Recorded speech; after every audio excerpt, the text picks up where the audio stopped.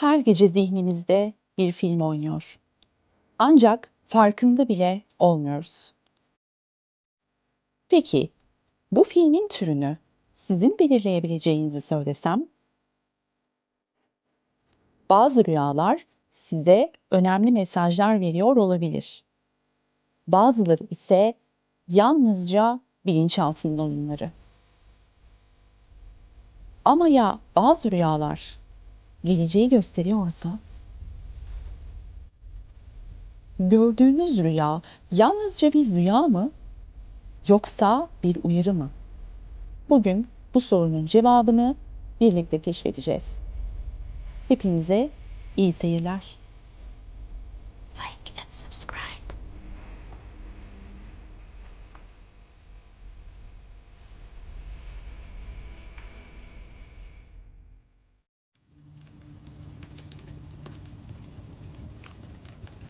Bazen rüyamızda bir yer görürüz ve aylar sonra oraya gerçekten gideriz. Ya da rüyamızda bir olay yaşarız ve günler sonra tıpatıp aynısı başımıza gelir. Peki, sizce bu yalnızca bir tesadüf mü? Lucid rüya görüp her şeyi kontrol edebileceğinizi hayal edin. Uçmak istediğiniz yere ışınlanmak ya da geçmişe gitmek gibi. Kulağa imkansız gibi gelse de bazı insanlar bunun mümkün olduğunu söylüyor. Bu videoda en yaygın rüya türlerini keşfedeceğiz. Rüyalarınızı anlamlandırmak ve bilinçaltınızın mesajlarını çözmek için videoyu sonuna kadar izleyin. Çünkü birazdan duyacaklarınız karşısında şaşkına döneceksiniz. Şimdi hazırsanız zihninizin gece boyunca neler ürettiğini birlikte göz atalım. İşte rüyaların bilinmeyen dünyası.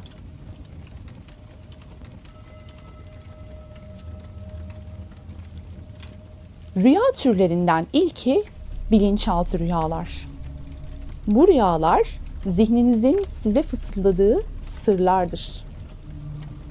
Günlük hayatta farkında olmadan gördüğünüz, duyduğunuz veya düşündüğünüz şeyler gece zihninizde bir film gibi oynatılır.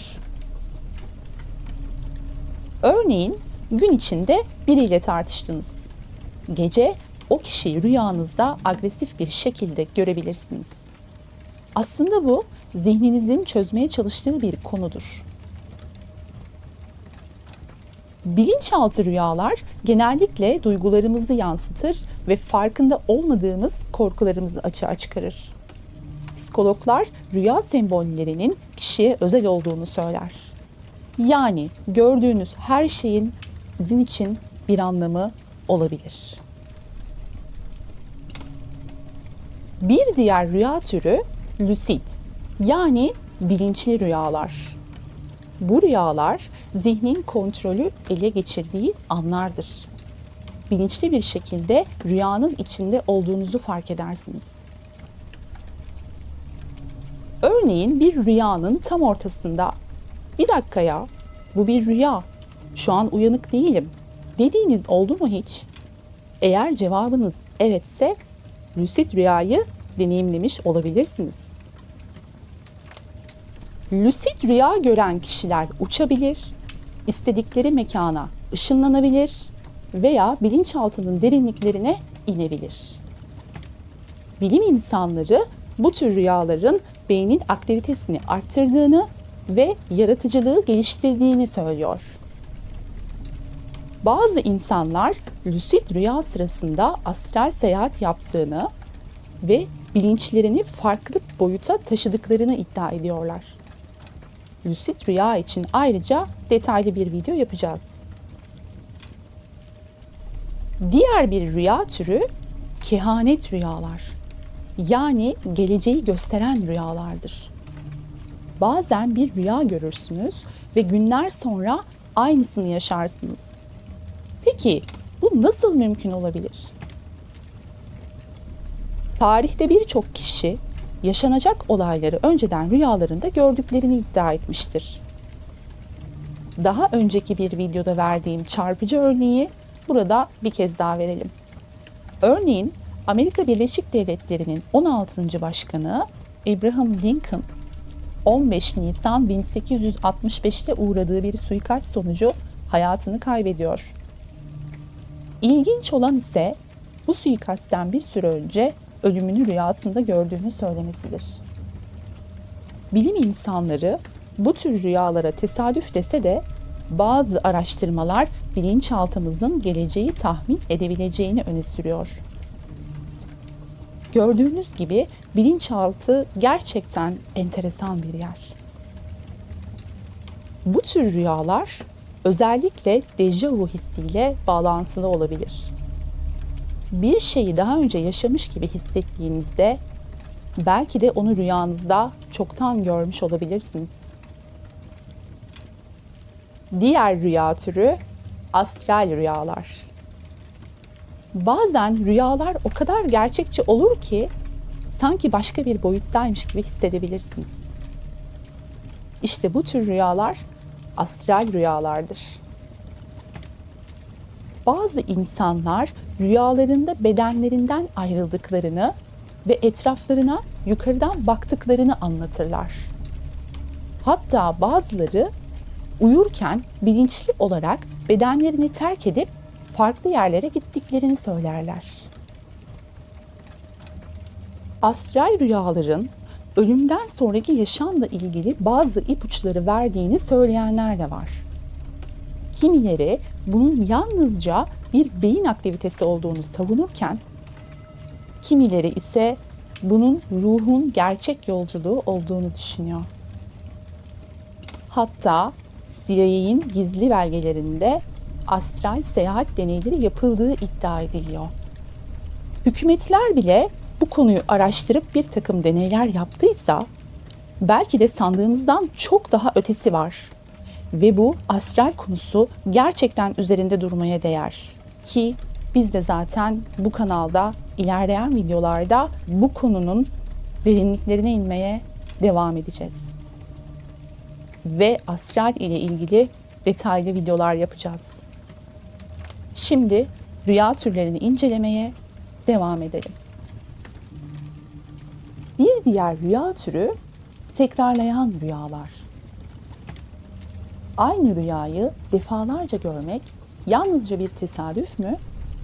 Yoksa bilinçaltınız sizi bir konuda uyarıyor mu? Ya da zihniniz size bir şey mi anlatmaya çalışıyor? Birçok insan sürekli aynı rüyayı gördüğünü söylüyor. Örneğin hep aynı evde olduğunu, hep aynı kişilerin ona bir şeyler söylediğini ya da hep aynı olayın tekrar ettiğini. Psikologlara göre tekrarlayan rüyalar, bilinçaltımızın bize anlatmaya çalıştığı önemli mesajlar içeriyor. Eğer bu mesajları çözebilirsek, hayatımızda büyük değişimler de yaratabiliriz. Bazı ezoterik öğretilerde ise tekrarlayan rüyaların geçmiş yaşamlardan gelen anılar olduğu söylenir. Bu tür rüyalar karma ile ilgili olabilir. Karma, insanın birçok kez bedenlenerek dünyaya yeniden gelmesi olarak tanımlanabilir.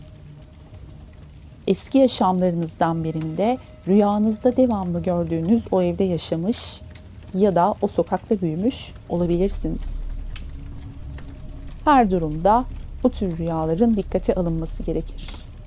Zira önemli mesajlar veriyor olabilir. Diğer rüya türümüz uyku felci ve kabuslar. Düşünsenize, uyanıyorsunuz ama hiçbir şekilde hareket edemiyorsunuz. O sırada odada bir şeyin varlığını da hissediyorsunuz. Belki aramızda bunu yaşayanlar vardır. Eğer varsa lütfen yorumlarda bizimle paylaşın. Bu durum benim de birkaç kez başıma geldi. Öğrencilik yıllarımda gece derin uyku esnasında uyandığımda etrafı görebiliyor ancak hiçbir şekilde hareket edemiyordum. kendi bedenimi, odadaki eşyaları, çıkan sesleri, hepsini çok net bir şekilde görüyor ve duyuyordum. Ancak hiçbir şekilde hareket edemiyordum. Bedenim adeta felçli gibiydi. Ve odada enteresan bir şeyin varlığını hissedebiliyordum. Ve bu durum beni çok uzun süre etkisi altına almıştı. Bu gerçekten çok korkunç bir durum. O an kendinizi çok kötü ve çaresiz hissediyorsunuz. Umarım kimse böyle bir durumla karşı karşıya kalmaz.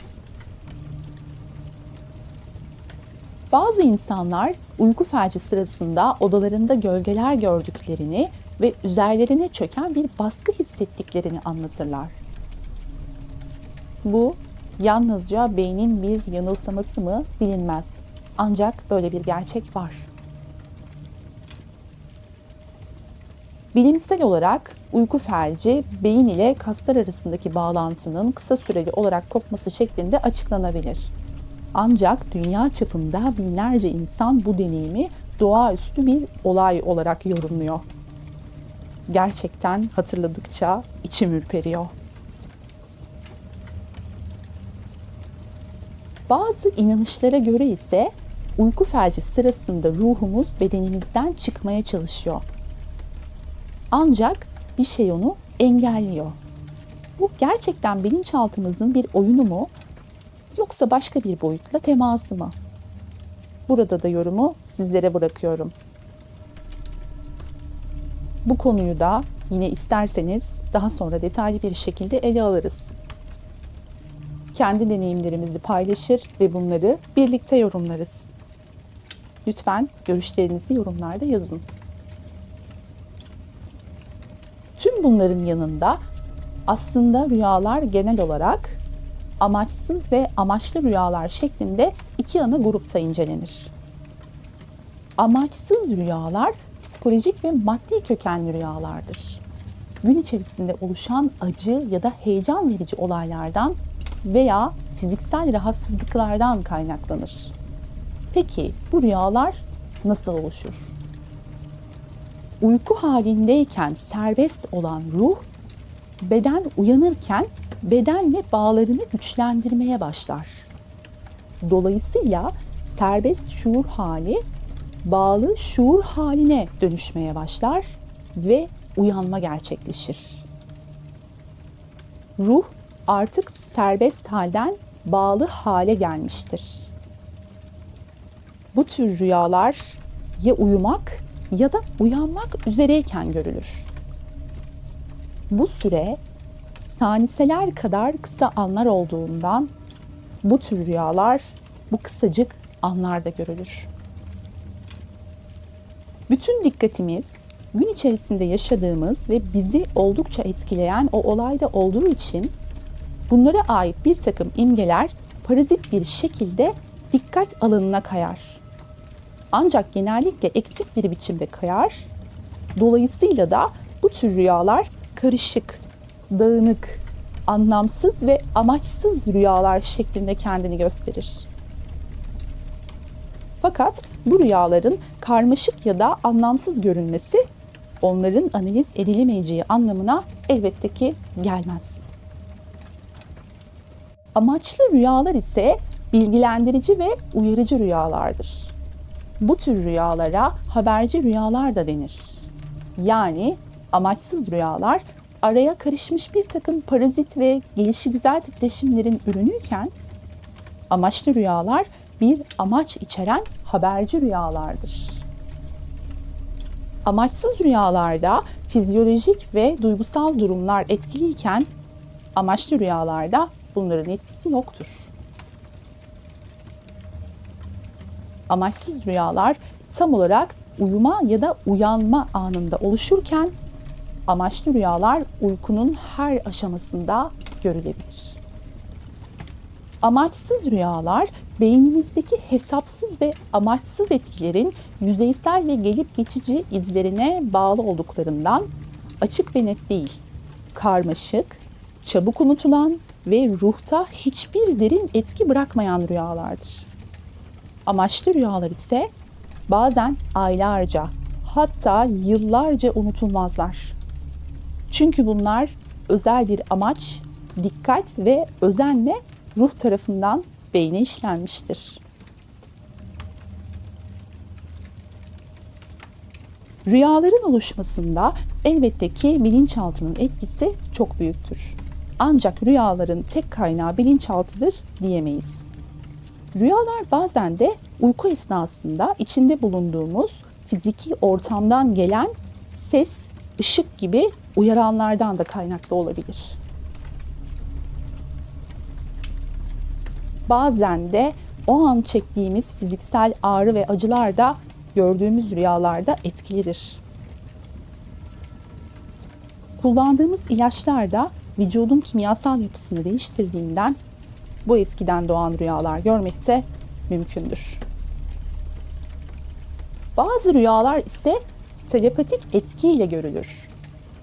O an rüya gören birinden size gelen etkilerle aynı rüyayı görme ve uyanık olan bir kişiden gelen telepatik etkileri rüya olarak algılama şeklinde olabilir.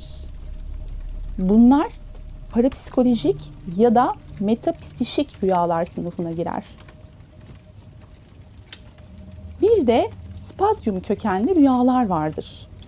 Spatyum, ahiret, öte dünya, öte alem ya da ruhlar evreni denen yerdir. Yani bedenden ayrılan ruhların gittiği yer spatyum. İşte bu spatyumdaki bedensiz varlıklarla ilişki ya da onlardan gelen etkilerle görülen rüyalardır. Bazen de bedensiz varlıklardan gelen öğüt, ikaz, bilgilendirme gibi rüyalar da görülebilir. Ayrıca bazı rüyalarda yüksek benliğimizden gelen uyarılardan oluşabilir. Bunlara da uyarıcı rüyalar denir. Bana göre mutlaka dikkate alınması gereken çok önemli rüyalardır. Kafanız yorgunsa ya da sürekli olarak belirli bir konu ile meşgulse karma karışık rüyalar görürsünüz. Diyelim ki çok heyecanlı bir film izleyip uykuya daldınız. Rüyanızda o filme dair sahneler görmeniz çok mümkün. Bunlar gerçek rüyalar değildir. Yalnızca olayın etkisinde kalmışsınızdır ve bu tür rüyalar genellikle yorumlanmaz. Kabus ya da karabasanlar genellikle iyi başlayan ancak daha sonra korkutucu bir hal almaya başlayan rüya türleridir. Güzel görüntüler gittikçe değişerek sizi dehşete sürüklemeye başlar. Yalnız burada şunun ayrımını yapmak lazım. Rüyada bir kez görülen korkutucu sahneler kabus sınıfına girmez. Bir noktada rüyada olduğunuzu anlar ve uyanmak istersiniz. Ancak başaramazsınız. Ya da uyandığınızı sanırsınız ancak kabus devam ediyordur. Her insan ömründe birkaç kez kabus görebilir. Fakat bu sık sık oluyorsa önemli sinirsel bir rahatsızlığa da işaret ediyor olabilir. Böyle bir durumda uzman yardımı almak önemlidir. Olduğu gibi çıkan rüyalar çok değerlidir. Genellikle sezgileri çok güçlü olan insanlar ya da medyumlar tarafından görülür. Örneğin uzun yıllardır görmediğiniz bir dostunuzu rüyanızda görürsünüz ve kısa bir süre sonra gerçek hayatta karşınıza çıkar. Bunlara gerçek rüyalar denir. Eğer bu tarz rüyalar görüyorsanız dikkatli davranmalı ve gördüklerinizi çok iyi değerlendirmelisiniz. Bazen de rüyanızda bir şeyler görürsünüz ancak uyandığınızda az bir kısmını hatırlarsınız. Bu tür rüyalar tabire en çok ihtiyaç duyulan rüyalardır. Aklınızda kalan kısmı ise sizi oldukça etkiler. Bu tür rüyaları yorumlarken karamsar olmamalı, daha çok iyiye yormalısınız. İyiye yorulmayan rüyaları çok da kafaya takmamak gerekir. Zira kötü rüyalar birebir felaket tellali olmaktan ziyade insanın kendini koruması için bir uyarı niteliğindedir. Bir de rüya içinde görülen rüyalar vardır. Bu da dikkat edilmesi gereken bir rüya türüdür. Zira bu tür rüyalar ile ilgili yapılan yorumların gerçekleşme oranı oldukça yüksektir.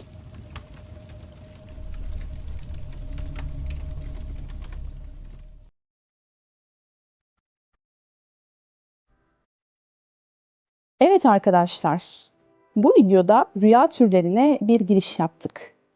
Dediğim gibi bunları ilerleyen videolarda çok daha detaylı bir şekilde ele alacağız.